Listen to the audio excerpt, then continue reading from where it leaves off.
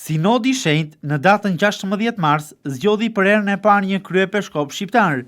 Imzot Johan Pelushi u zgjodh në drejtimin e Kishës Ortodokse autoqefale, duke shënuar një moment historik.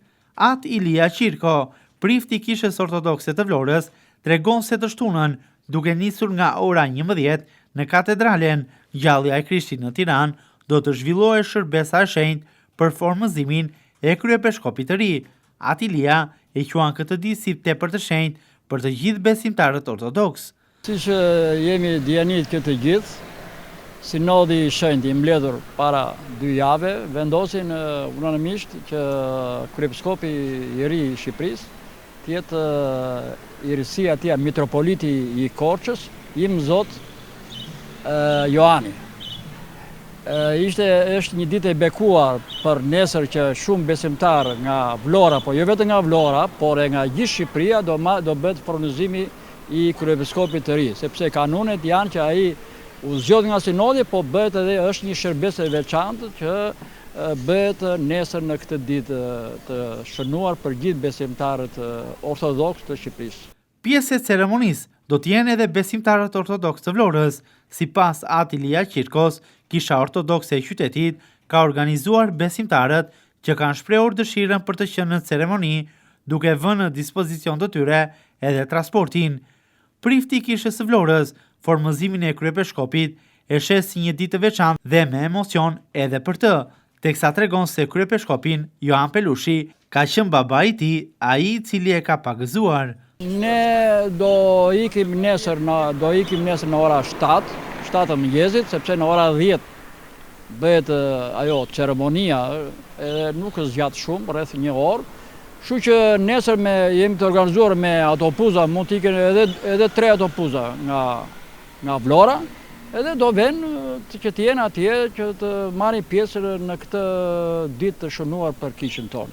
Sigurisht unë do të thosha për mitropolitin, është një njeri shumë i përgatitur, shumë i dashur me njerëzit, është një teolog i mirë, i përkushtuar, dhe ai është pagëzuar në kohën, ndoshta besimtarët të gjithë nuk e dinë, po që është pagëzuar në kohën e Enveri Fsherozi nga irësia e tij Kozma. Është baba im, është pagëzuar në 74, ky njeri që pastaj vajti në Amerikë, marrë shkollë teologjie dhe i shërbeu Kishës ka rreth 30 vjet, që ka qenë po vetë 27-28 vjet mitropoliti i Korçës.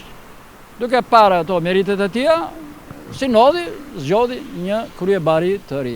Kisha Ortodokse e Vlorës, sipas At Ilia Qirkos, e ka mikpritur dhe e ka përqafuar zgjedhjen e kryepiskopit të ri. Është zgjedhje shumë e duhur. Unë e njoh shumë mirë nga afër, por edhe shumë besimtarë të gjithë që thonë që është zgjedhja më e mirë.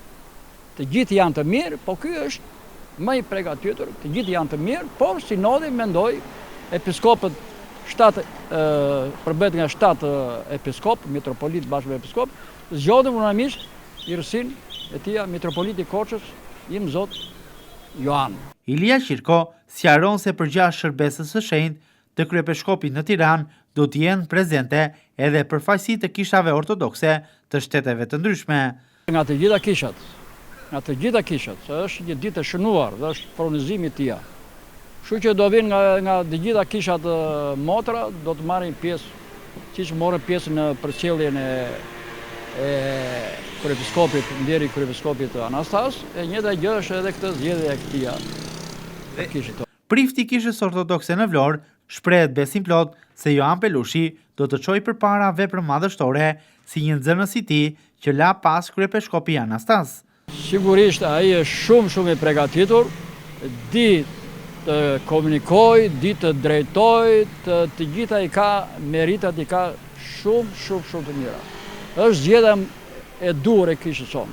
Dhe sigurisht ai do ecë në gjurmët e kryepiskopit, sepse vajti një jetë gjatë 27 vjet me kryepiskopin. Kështu që ai diçka ka marrë nga meritet e tij të shumta të kryepiskopit tonë të ndjerit Anastas. Tregon kryepiskopi Anastas Kis që është autoqefale shqiptare? Akoma jemi qikë ashtu sikur na duket sikur ngelim jetim, por jeta kështu, Perëndia kështu i ka ndërtuar jetën, që një ditë do vi. Ai është i paruar dhe i pazvendësueshëm. Si shta dhe patriarku në përcjelljen e tha, është i pazvendësueshëm dhe me tërmend njëri shumë i lartë. Nuk u dem fjalë për atë që Enrica që.